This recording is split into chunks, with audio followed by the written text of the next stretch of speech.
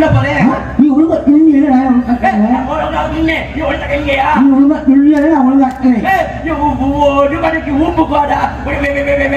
வச்சு நான் இங்க ஊம்புங்கிறேன் ஐயோ பட்டாயா ஊம்பு கோடா வச்சு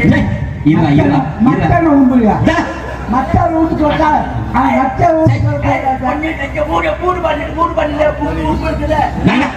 ஊம்பு வரானாங்க ரெண்டு பேரும் பேசாம நிறுத்த புரியல இல்லையா அவன்